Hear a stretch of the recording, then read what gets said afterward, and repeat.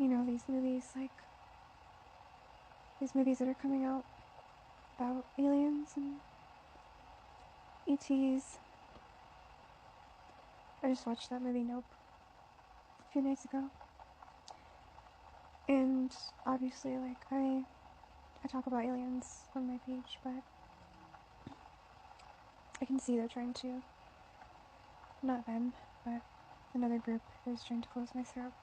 I have a lot of magic being thrown at me right now. It's my job to hold the light. So I watched that movie, right? It's called Nope on Netflix, and I was like, they're not going to do it like that. I know them. They're not going to reveal themselves in that way. It's not going to be like that. At first, it's just going to be like them playfully setting off things around you, like lights and toys. It's kind of, you know, spooky, kind of creepy, and it's not for everyone, right? But that's how they reveal themselves first, in your thoughts. And then sometimes through movies, kind of like more positive, benevolent beings that are friendly and kind, loving in nature.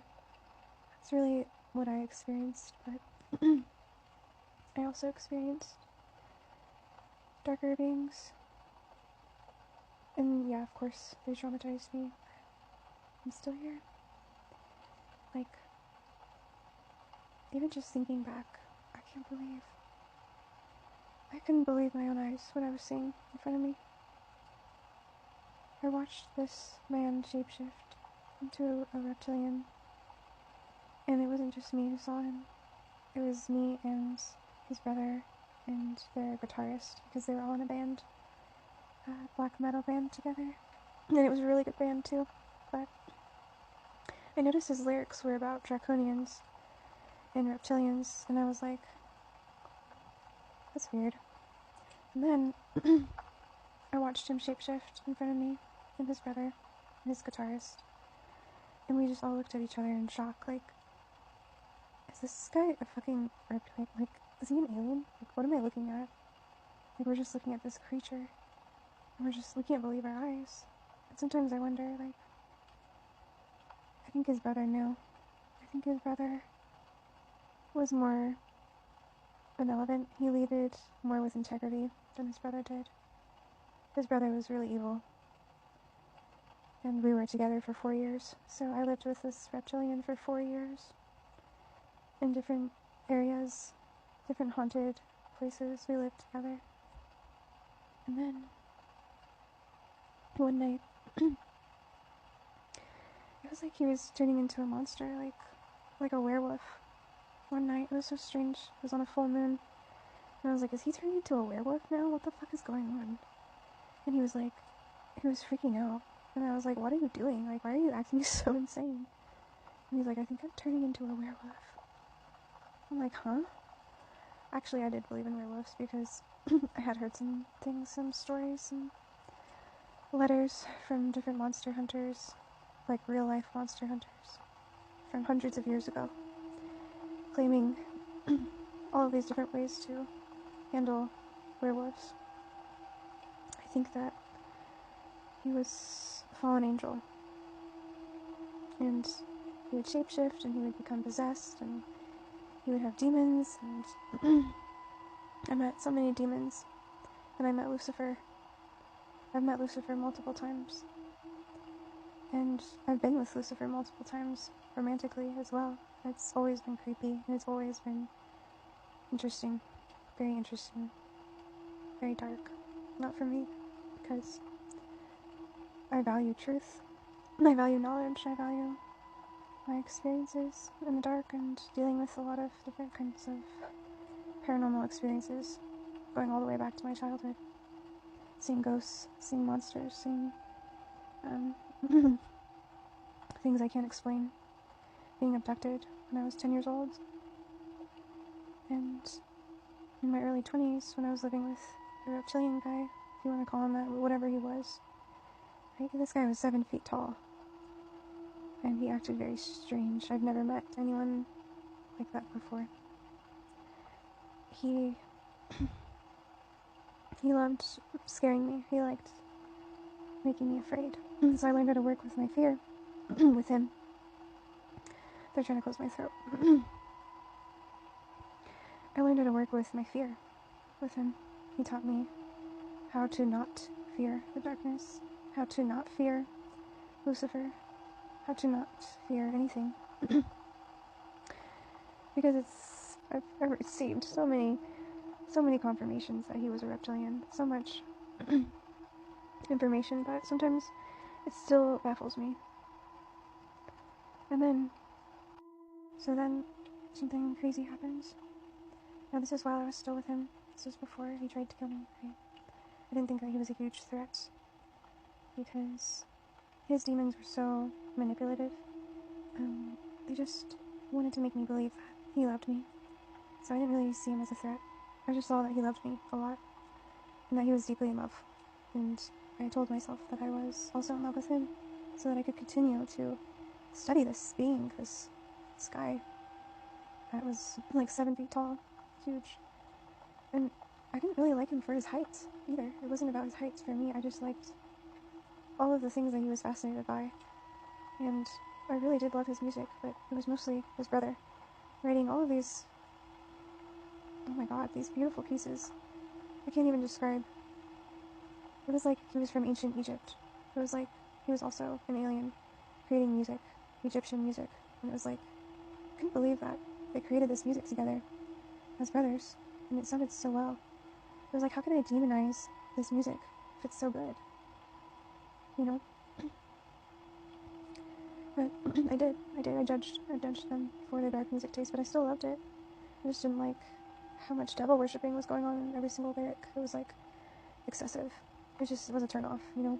It's not necessarily bad, but not necessarily great. Anyways,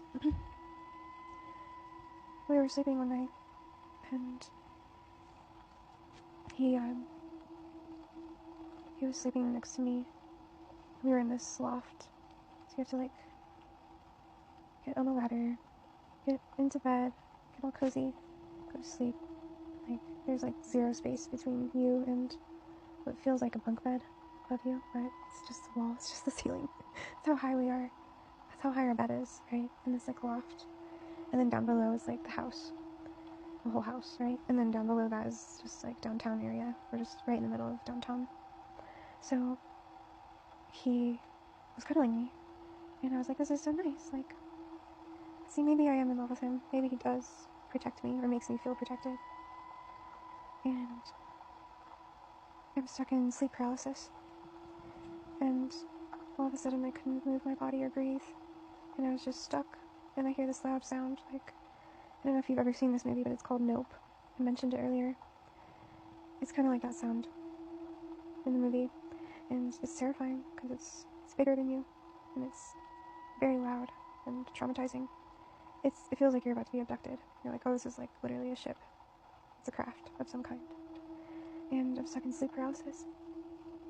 And he's right next to me. And then all of a sudden, I'm on a ship. And I'm laying on a bed.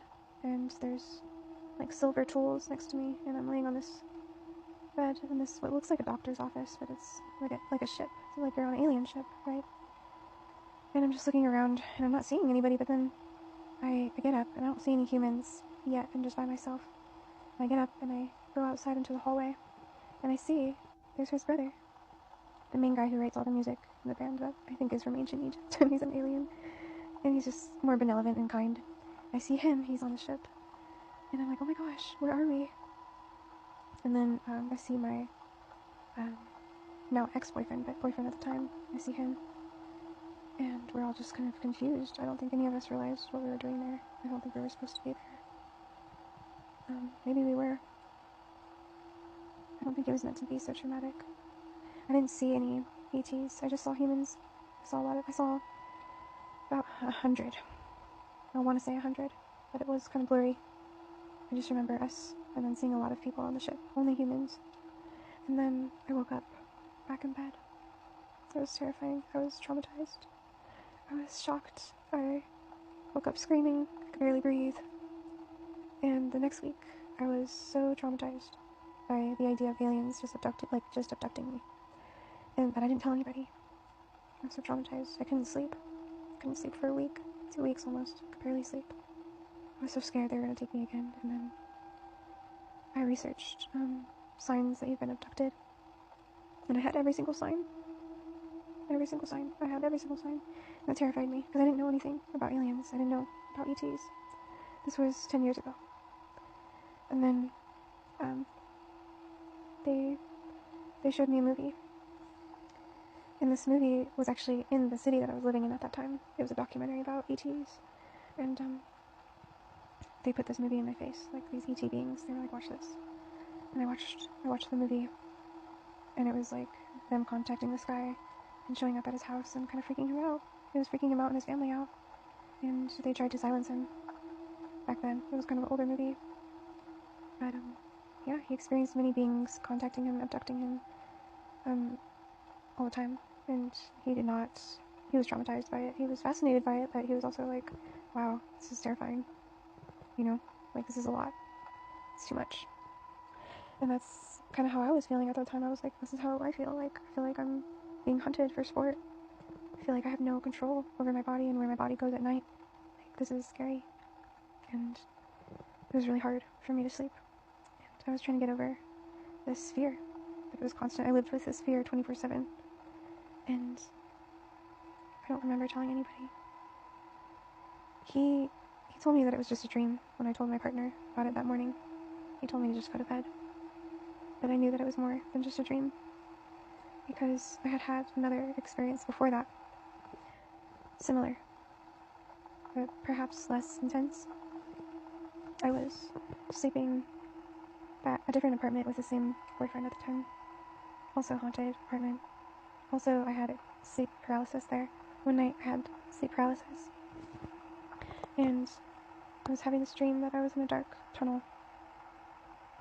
And I thought I was dead. Because I saw the light at the end of the tunnel. I thought I was dead. So I was like, okay, I'm just gonna go. I don't know where else to go. So I'm just gonna walk towards the light. And when I got to the end of the tunnel, there was an ET being standing at the end of the tunnel. And it just touched my shoulder. And it filled me up with so much light and love. That's all I can say. I've never experienced that feeling before. I can only come close to that feeling in meditations. But it was like this ET being touched my shoulder. And they were just like, you're okay. Just go back to Earth. Just go back. Just wake up. You're not gonna die. Just go back. So I went back. And I stayed on Earth. Even though I wanted to go back because when I woke up in bed in the sleep paralysis, nightmare, dream, whatever, that same feeling that the being touched me with on my shoulder filled up my entire body when I was in bed. Like my entire body was lit up with light, with healing light. It was just like, here, take some of this. You're gonna need this because what you just experienced was a lot. To say the least, to see an ET being is a lot. So just be prepared when you do meet them because it is shocking at first. I've met several.